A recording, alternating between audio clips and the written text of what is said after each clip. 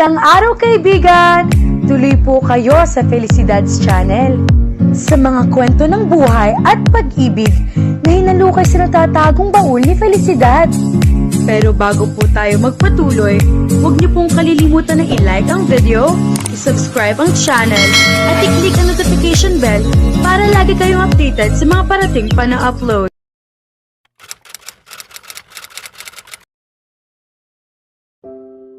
Pagkalipas ng 8 taon, sa sandaling sumara ang pinto, naglalaho ang lahat ng pagpapanggap. Bawat halik ay may dalang tindi.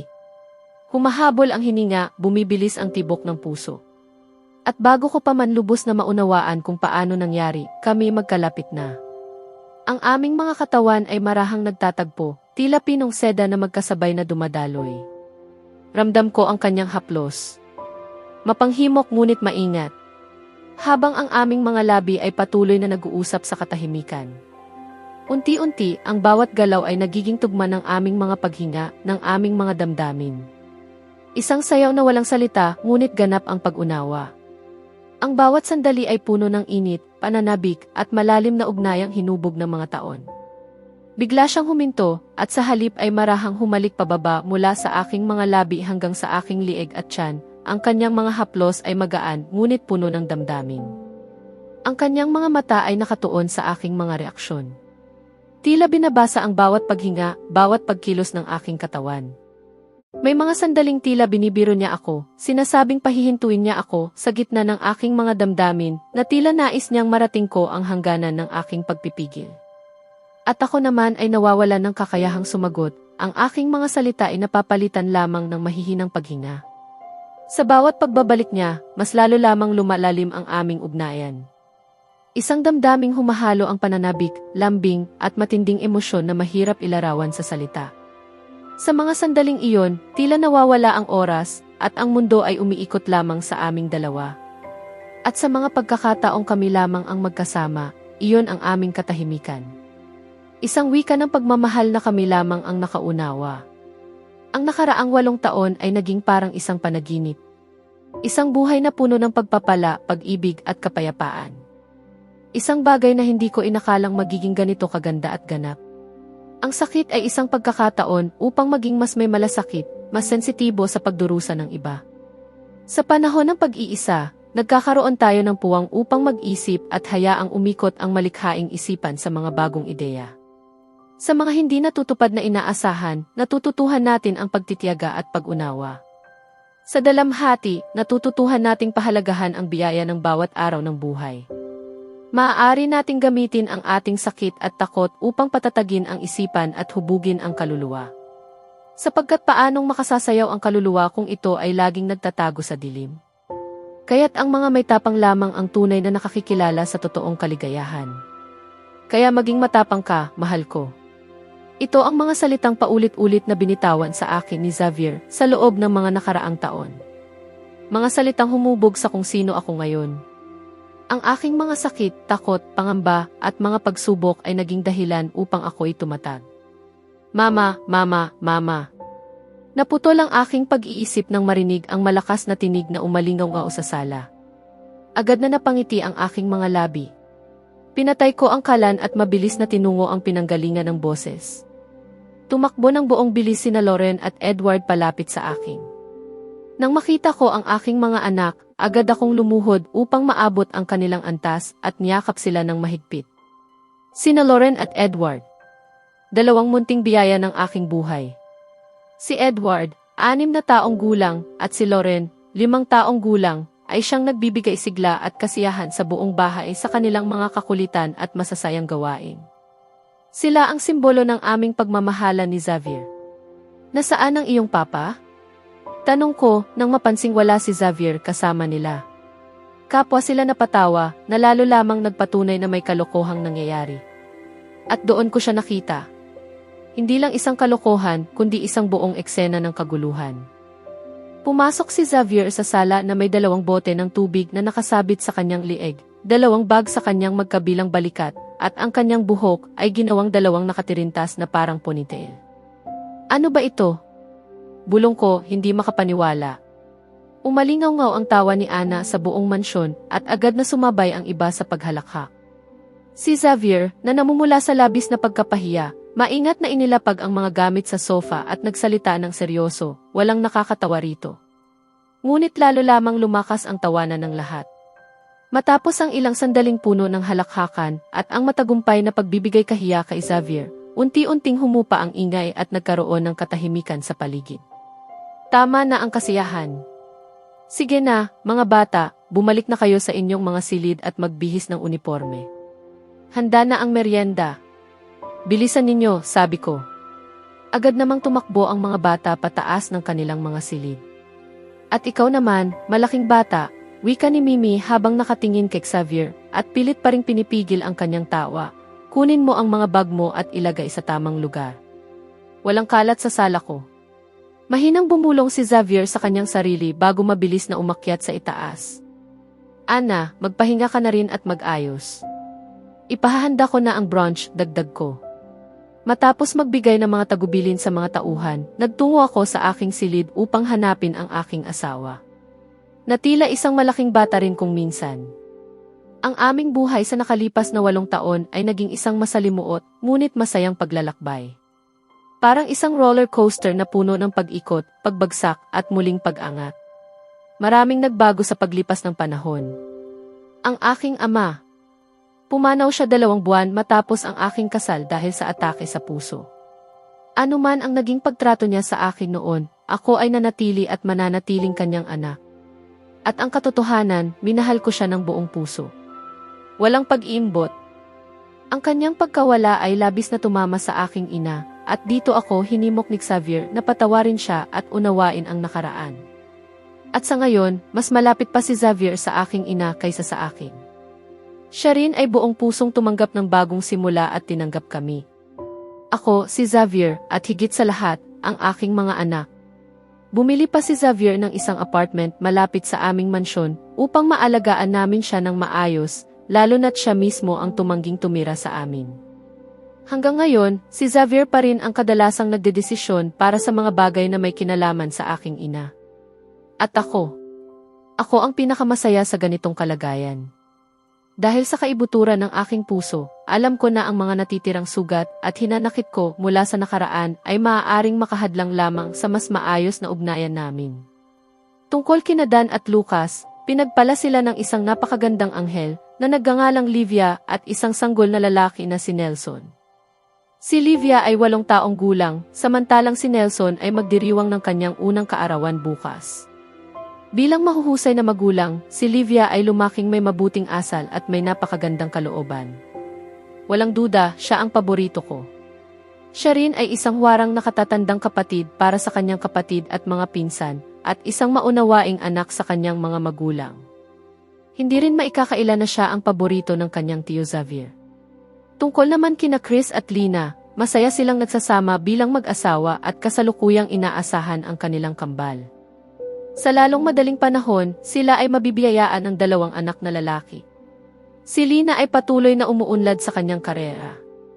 Nakakuha siya ng ilang pelikula na naging matagumpay. Sa ngayon, bukod sa pagiging modelo, isa na rin siyang matagumpay na aktres.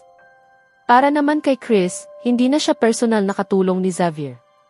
Sa halip, siya na ngayon ang tagapamahala ng mga kumpanya ni Xavier sa Amerika. At higit sa lahat, isa na siyang tunay na kaibigan ni Xavier. Hindi ba't kahanga-hanga na mula sa pagiging magkasama sa trabaho, ngayon ay tinatawag na nila ang isa't isa sa kanilang mga unang pangalan, nagkakasamang lumalabas, at nagbabahagi ng mga sandaling gaya ng tunay na magkaibigan. 1 taon matapos ang aking kasal, sina Liam at Daisy ang unang nagbunyag na sila ay magkasintahan. Labis kaming natuwa sa balitang iyon.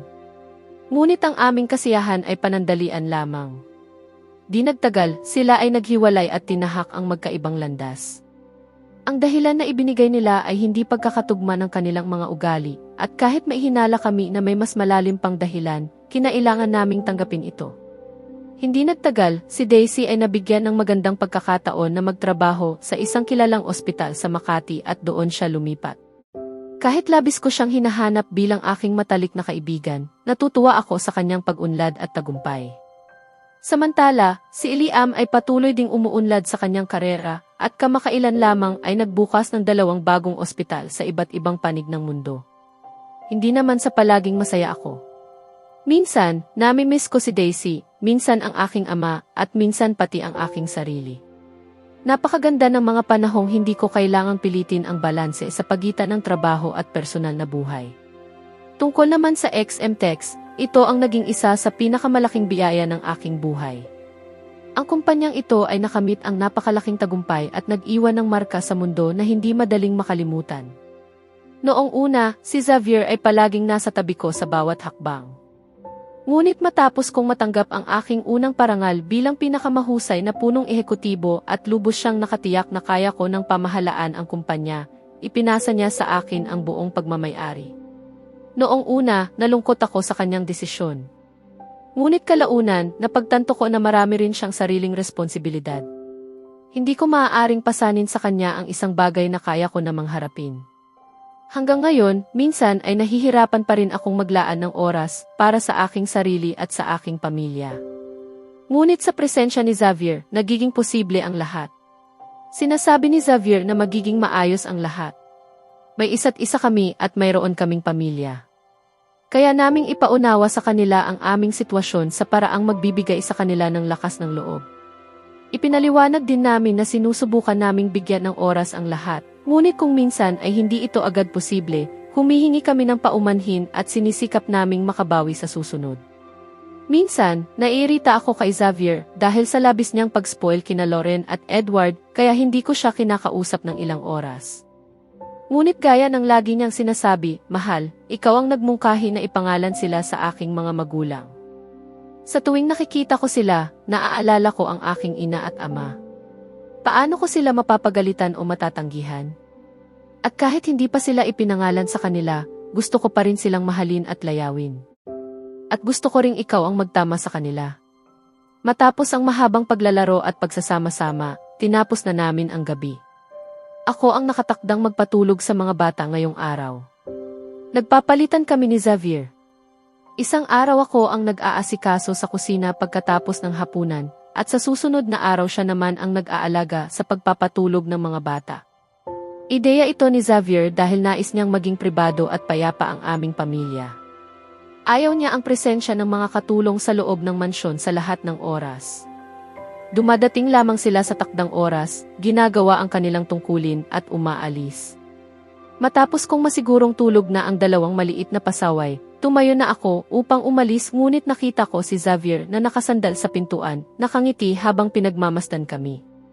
Bago pa man ako makapagtanong, nagsalita siya. Hindi mo ba naiisip na masyadong mabilis ang takbo ng panahon? Para bang kahapon lang ay kinakabahan ako nang malaman kong may anak na nasa sinapupunan ng aking asawa. Napangiti ako at tumango. Hindi mabilis ang panahon, Xavier. Masaya lang tayo. Masaya tayo sa ating munting mundo. Sa ating pamilya at sa ating mga anak. Napakasaya natin kaya hindi na natin namamalayan ang pagdaan ng oras. Alam mo, tuwing nakikita ko sila, lalo akong nagkakaroon ng inspirasyon. Gusto kong magtrabaho ng mabuti para maibigay sa kanila ang lahat, at sabay ay maging inspirasyon nila upang magsikap palalo, sabi niya habang nakatingin pa rin sa mga bata, hindi nawawala ang ngiti sa kanyang labi.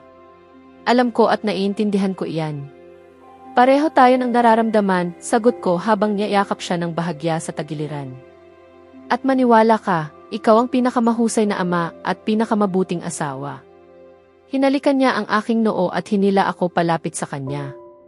Gusto kong maging masaya sila araw-araw, ngunit sa parehong pagkakataon, gusto ko rin silang humarap sa mga hamon at mas lalong tumatag sa bawat paglipas ng araw, mahina kong sabi. Isang araw, ikukwento ko sa kanila ang lahat ng pinagdaanan natin. Ikukwento ko kung paano natin nalampasan ang lahat.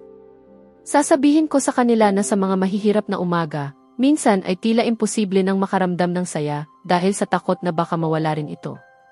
At gayunpaman, may mga araw din na nararanasan natin ang pinakamatinding kaligayahan. Parang isang siklo. Paulit-ulit, minsan nakakapagod din sa tagal. Ikaw ang pinakamahusay na ina at pinakamahusay na asawa, baby, sabi ni Xavier habang marahang hinahalikan ang tuktok ng aking ulo. Sa bisig ng isa't isa, naglakad kami patungo sa aming silid. Isinara ni Xavier ang pinto sa likuran namin at napansin ko ang paraan ng kanyang pagtingin sa akin. Malambing ngunit may halong matinding damdamin at pagmamahal. Habang naupo ako sa kama, lumapit siya ng may kumpiyansa na tila nakakapagpatibok ng aking puso. Xavier, ano ba ang ginagawa mo? Tanong ko, bahagyang nagulat. Darling, kailangan ko pa bang ipaliwanag? Bulong niya, mababa at puno ng lambing ang kanyang tinig habang nakatitig sa akin. Matapos ang lahat ng mga taon na magkasama tayo. Matapos ang lahat ng ating pinagdaanan, ang kanyang pagiging malapit ay nagdala ng pamilyar na init sa aking dibdib, dahilan upang mahirapan akong mag-isip ng maayos. Ganito lagi sa amin. Matindi, nakakabighani, na parabang nawawala ang buong mundo sa sandaling magkasama kami. Sa piling niya, palagi akong nakakaramdam ng kapanatagan at pagiging buo. Kahit lumipas pa ang maraming taon, nananatili pa rin ang apoy sa pagitan namin. Isang bagay na hindi nasasabi, ngunit malalim na nakaugat sa pagmamahal, tiwala at pinagsaluhan naming nakaraan. Sa kanyang presensya, tila bumabagal ang oras. Ang bawat sandali ay parang alaala at pangako. Isang bagay na dadalhin namin sa bukas, at balang araw ay babalikan ng may tahimik na ngiti sa aming pagtanda.